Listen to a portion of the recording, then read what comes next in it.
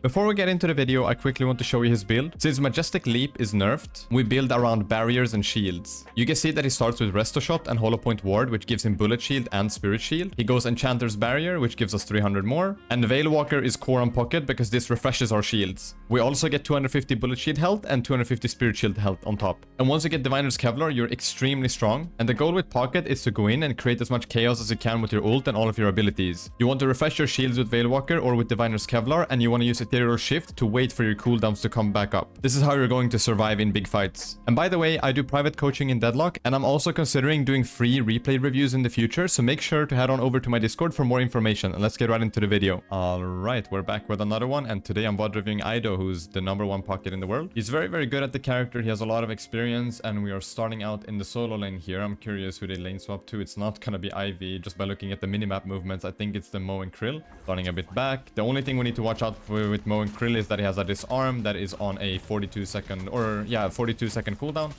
that's the only thing we have to play around. If he doesn't have the disarm, then we can do a lot of things on Pocket. The goal in lane is just to sustain and hit as many barrier stacks as you can. Each stack you hit is 6% extra damage on everything. Right now he has 3, so his shotgun is doing 18% more damage. Spreading it out a bit with Mo. The goal is always to get all of the minions, so 300 souls is good. Just focusing mostly on the wave, trying to avoid the Mo where it goes.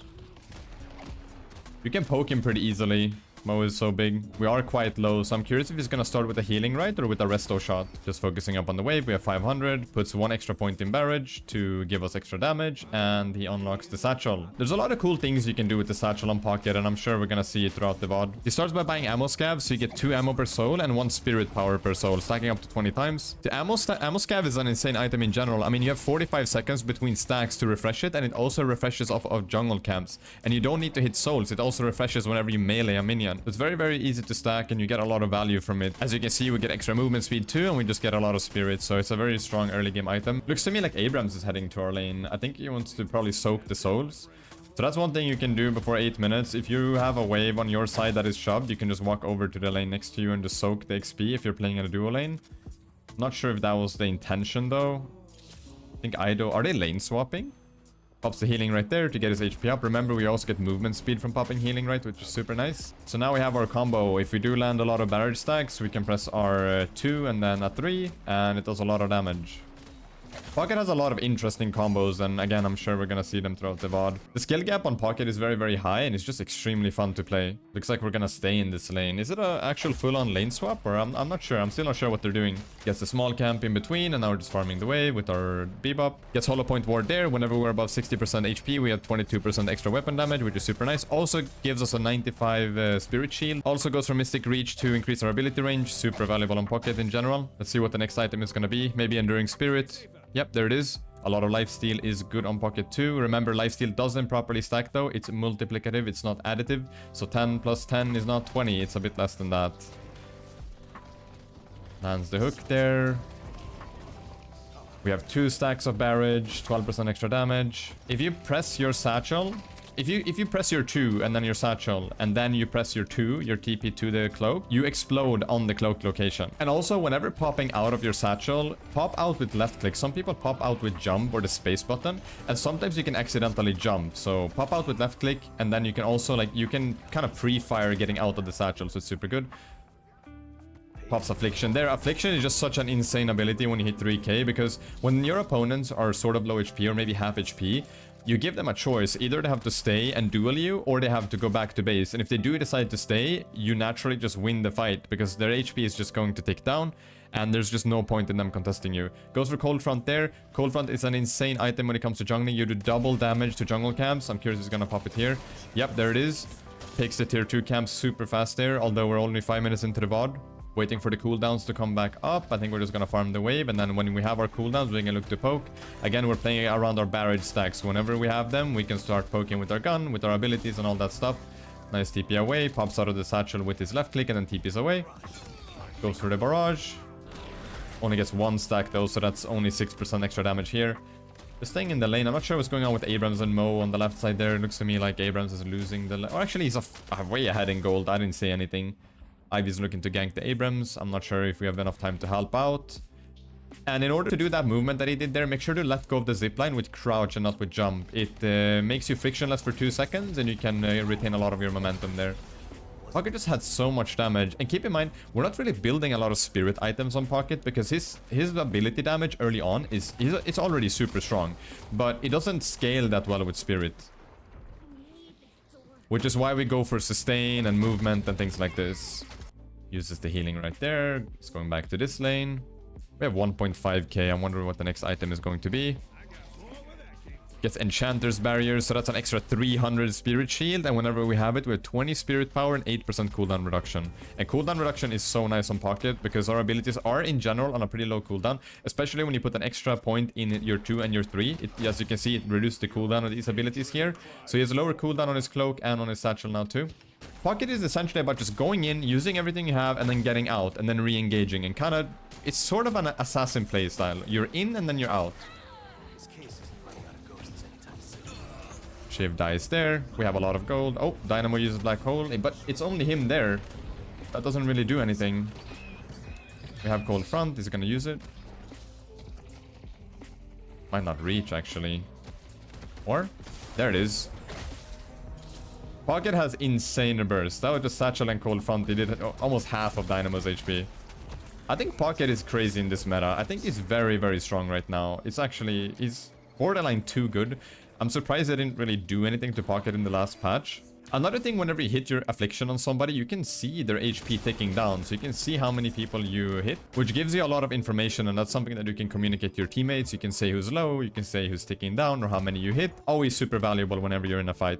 Pocket is very efficient at jungling as well, because all of his abilities hit around him or in an AoE. Gets kinetic dash there for the extra movement, and also fire rate when you proc it, and then gets mystic shot too. It's a very good item on Pocket in general.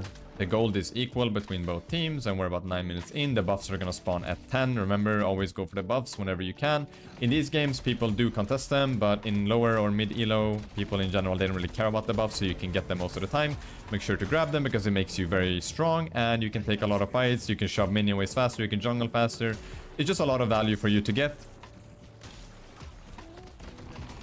Mo is coming in, so we press 2, or we press 2, then 3, and then we can time our TP away. It's 1250. I wonder if he's gonna buy another item here, or if he's saving for something in particular. Gets Mystic Vulnerability. So this applies a 12%, minus 12% spear resist on an opponent whenever we hit an ability. Look at that damage. That was over half of Haze's HP in just a split second. Like Pocket has an incredible amount of burst. There's nothing that Haze can do there. Haze cannot react to that. And I'm pretty sure Pocket has a very high win rate even in the highest ranks. I'll pop it on the screen right now. If you haven't tried Pocket, make sure to do so. He's an insanely fun character. The skill gap is very high. There's so many different things that you can do on him. Goes for that movement. Curious if he's gonna get the buff. Remember, you need to punch the buff now to get it. And the movement buff is just so nice. More sprint speed, faster zip line, faster stamina regeneration, and more stamina as well.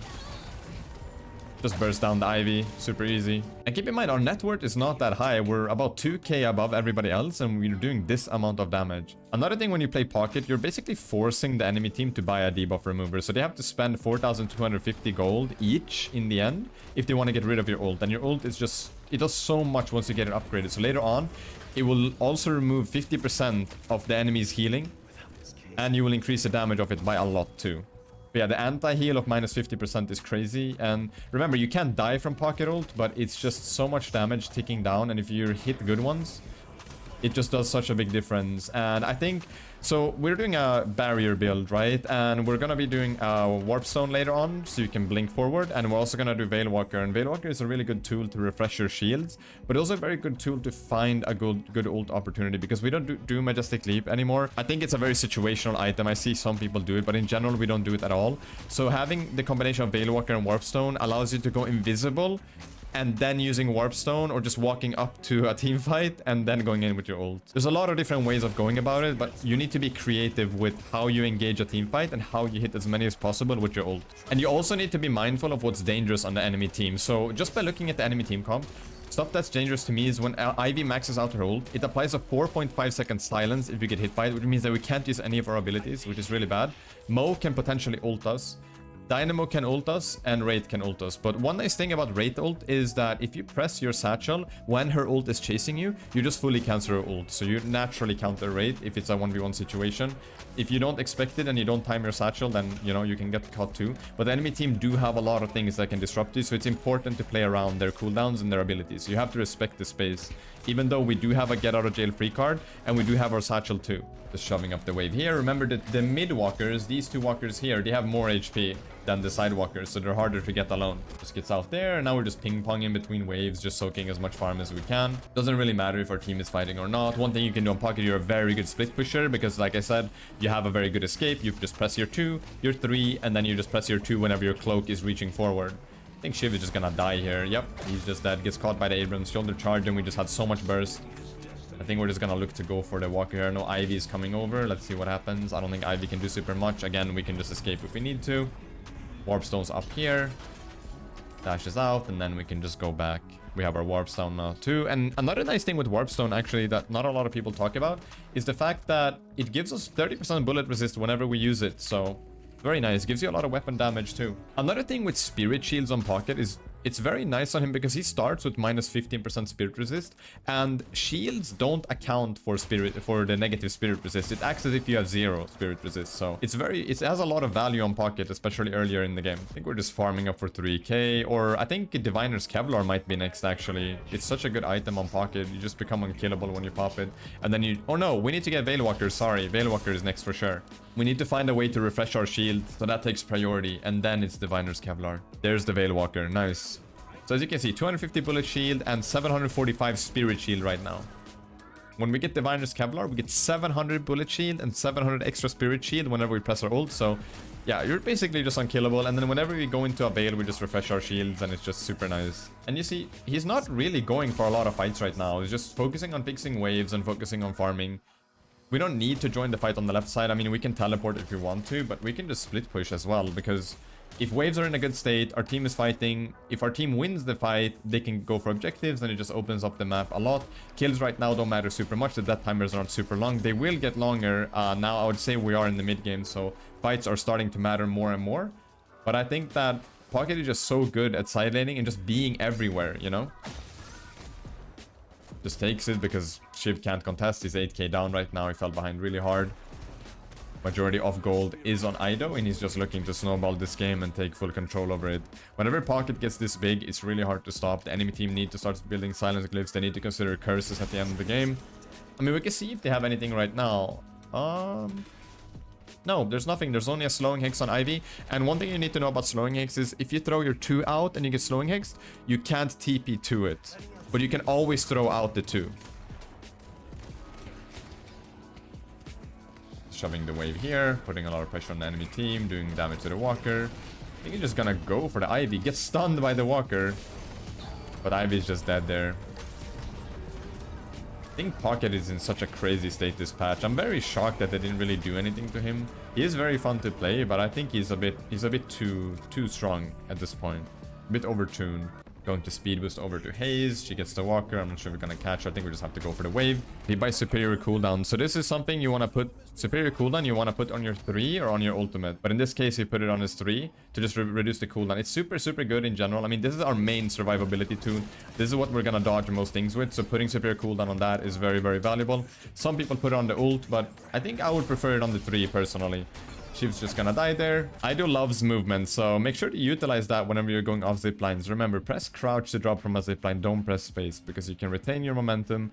You can press a dash right after, and it's just super fun to mess around with. Ethereal Shift is also crazy in this patch because they did buff it. So now, when you come out of it, you get 20 spirit power. Before, we get 40% speed resist and 3 movement speed over 5 seconds. But now we also get 20 spirit power. So it's just such a nice ability. And Ethereal Shift also lasts for 3.5 seconds, which means that we can use all of our cooldowns. We can be in a fight for a little bit. And then if we get targeted, we press Ethereal Shift, and then our cooldowns come back, and then we can just cycle through them again. And also, while you're in Ethereal Shift, let's say we get a big ult ticking on them and we have Spirit Lifesteal, the lifesteal will just heal us up while we're in ethereal shift. So it's just such a crazy item on pocket. It gives us a lot of value. And I think that the next item that we're gonna look for now is Diviner's Kevlar. Diviner's Kevlar is not as good in this patch. It actually got nerfed, so it doesn't have spirit lifesteal anymore. But I would say we still get crazy value out of it just because of the bullet shield and the spirit shield that we get when we pop it. Looks like we want to do something with the urn here. I mean, whenever most walkers are down, there's not super much that we can do without the mid-boss. So I think forcing a fight here around the urn is a very good call. You can also fake the mid-boss if you need to, but what's important is that you try to make a call to move the game forwards. We don't want the game to be in a stalemate. We don't want the game to last for too long when we have this much control.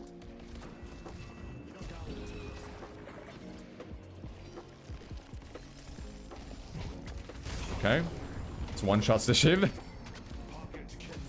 Our Lash hit a good ult. Pocket's on an 11 kill streak. Has a lot of gold on him.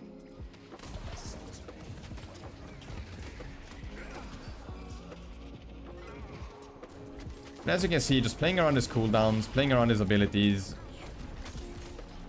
We got another flex slot there because we could get the walker on the right side, or Warden split pushes that while we're in a fight. I think we're looking to get a shrine here. In order to get the 4th flex slot now, you have to kill 2 base guardians and 1 shrine. So it's not 2 shrines anymore.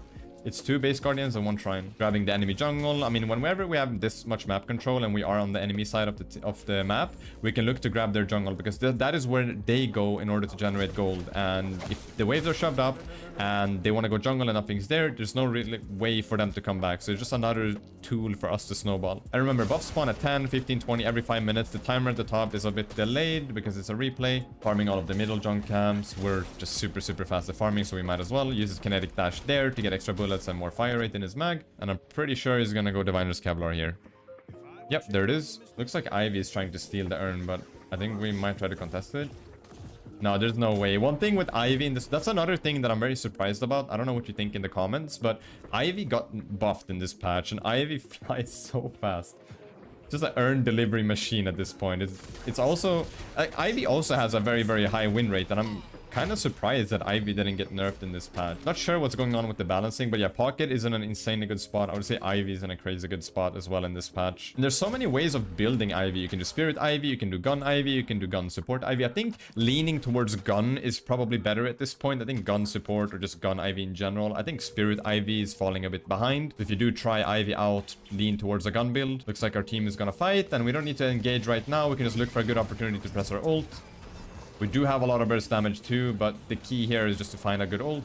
Use the ethereal shift there to just stay alive. Looks like our team is just cleaning up. I mean, we're very far ahead right now. We didn't really need to press our ult. We're saving it. See what he's about to do. Might do something here. There's the ult. Gets a lot of shield. Pops to 3. We have ethereal shift 2 if we need to get out. Yeah, not much they can do. Dynamo's taking down. He can't really contest us. Flash gets the kill there. I think our team has a much better team comp in general, but you can see here the power of Pocket is just crazy. He snowballed the game with not much net worth. It's just about finding the opportunities to combo someone and just doing as much damage as possible. He's essentially an assassin. You get in, you pop everything, and then you just play around your cooldowns and just limit test and try to see what you can do. And there's so many different combos you can do. Another item I think is really fun to play with is Phantom Strike. It's not insane on Pocket, but it can be very good, and especially if they're running Talon, Vindicta, Ivy on the enemy team, because if you Phantom Strike somebody now, it just instantly drops them to the ground. So if you're big on Pocket and you use it as a late game item, you can get a lot of value out of it on Pocket, because you can get in with Phantom Strike, right? But you also have a very easy way of getting out with your abilities. So you're not putting yourself in a lot of danger by doing so. And you just naturally shut down any character that can fly up into the air.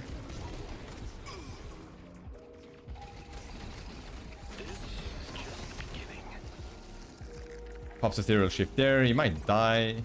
No, he actually won't. He has all his cooldowns up. You know, if they went for him there, you could press 2 and 3 and he's just fully out. I think we're gonna go back to base to just heal up. Maybe we'll spend 3k on something as well. A good item here, this game, could be Unstoppable if the game goes very long. Unstoppable in general is a very good item. And again, they have a lot of things to shut you down on the enemy team. If you have Unstoppable, you can't get Ivy Silence, Mo can't ult you. You can just walk past Dynamo. So there's a lot of things you can do there. But Pocket in general, he does have a lot of survivability. Again, we have a lot of get out of jail free cards. We have Warp Stone, we have Ethereal Shift as well. So an Unstoppable might be a bit overkill, but in some games you have to do it. And remember, you keep all of your momentum whenever you come off the zip line or whenever you use bounce pads and things like this, whenever you use your barrage. So you're basically floating forwards, and that can catch a lot of people off guard. It's also harder for you to get hit. If you're stationary while doing barrage, a lot of people are just gonna shoot you, so be mindful of that. And now we're essentially in a stalemate. This happens in a lot of games where you have all walkers down, you have their base open, but you can't really find a way to get in. And this is another situation where you just have to look to force something. It can be just playing your own buffs, it can be playing Earn, it can be faking mid boss, or just going into the enemy jungle and just trying to find a pick together. I mean, we do have a lot of pick potential on our team. We have Lash ult, we have Bebop hook. Looks like this might be our pick potential here, or our pick that we want to look for. No, we go back out. We burst them and get out. Again, playing the assassin role, and whenever we see that it's not a kill, we don't need to overstay, we don't need to overcommit. Looks like Eido's just gonna go in. He got slowing hex there, he got cursed, and that is one of the biggest counters to pocket. If you do get cursed, you can get shut down super easily, and there's the mode that I talked about earlier. So whenever you get super late into the game, I mean, most Wraith players, they go Shadow Weave Curse. I'm not sure what this Wraith build is. Not ideal in my eyes, but at least she was smart enough to get cursed. So yeah, just be mindful of that in your games on pocket. Just look at what the enemy team is building. We see the haze as a debuff remover too. But yeah, as soon as somebody gets cursed, you have to start playing around it and you have to respect it. Silence Glyph and Curse are our worst enemies. Looks like our team is just fighting in base. 3 are dead, and we might be able to just close out the game here. Let's see. Our ult is back up in 2 seconds. It's a 4v3 right now. About to be a 4v... Yeah, it's a 4v3. Dynamo might die. Yep, gets bursted. Ivy is very low. Ivy dies. Gets the Veil Walker through the base Veil, which is kind of funny. Ult's there. Burst the Mo. Ethereal shifts. Is he dead? I think Eido just dies to base, but does our team manage to finish it? Lash hits a big ult. Can hit the Patron? I'm not sure if that's enough. And that's the game. But yeah, you see, Pocket doesn't need an insane amount of net worth to be valuable, and you can just snowball games super hard. It's not like playing a hard carry character like Haze, Infernus, Wraith, or whatever. In general, you're just very strong throughout the game. You have a very good curve, and then super late game, you're mostly just playing around, finding an opponent to burst, or hitting a big ult on the enemy team. And yeah, here's the post-game screen for this one. I hope you enjoyed it. Let me know what you thought in the comments down below, and I'll see you in the next video. Alright, take care. Bye-bye.